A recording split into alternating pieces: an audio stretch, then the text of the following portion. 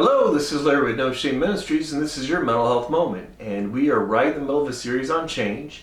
And the last video we discussed trauma, and we described it as any physical, emotional, or psychological response you would have to a distressing event or experience that happened in the past. It's basically a deep personal wound from a past event that affects how you perceive and experience the present and what you anticipate of the future. So I hope each one of you picked a moment, something traumatic that had happened in your life, and prayed about it so that God can touch that area of your life and help you bring about change in that area. So today we're going to look at John chapter 4, verses 7 through 26, and we're going to meet the Samaritan woman at the well. And as we talk about this woman, I want you to think about what traumatic moments must have happened in her life and what false belief those traumatic moments must have led her to that made her behave the way she did. So Jesus comes up around noon, sees a woman at the well, and asks her for a drink of water. And the first thing we got to ask ourselves, why was this woman at the well at noon? In that culture, the women would gather together, it would be a social event, and they would all go to the well together and get water for their household.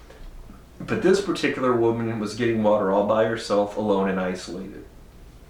The second thing we know is when Jesus asked her for a drink of water, her response was, well, why would you, a Jew, ask me, a Samaritan woman, for a glass of water or for a drink of water?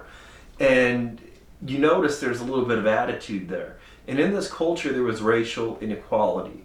So obviously, she had been wounded by the fact that Jews did not treat Samaritans equally. So Jesus said, if you knew who asked you for a drink of water, you would ask me for a drink and you would never thirst again. And she was really compelled by that and said, hey, give me that drink. So Jesus said to her, well, go and get your husband. And obviously, immediately she got offensive. She didn't even want to deal with that subject. She said, well, I don't have a husband. And Jesus said, what you said is very true. You have had 5 husbands, and the one you're living with now is not your husband.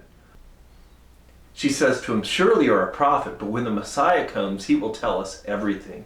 And Jesus reveals himself to this woman of poor reputation and says, I that stand before you am he.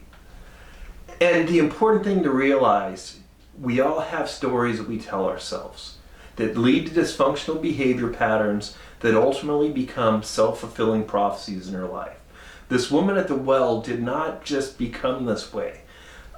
It took many traumatic events, it took a lot of time, it took a lot of false ideas, and then ultimately these false beliefs about herself led to self-fulfilling prophecies that left her isolated and separated from the rest of the people of her village.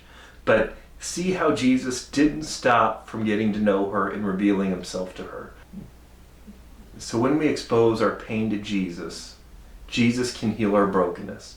And it's only when we receive Jesus' unconditional love that we can learn to love ourselves, receive God's love, and then eventually grow to the point where we love other broken people. So if you like this video, we ask you like us, share us, and follow us. You can find the beginning of this series on YouTube under No Shame Ministry channel. And if you want more information, look us up at noshameministries.org. Grace and peace be with you.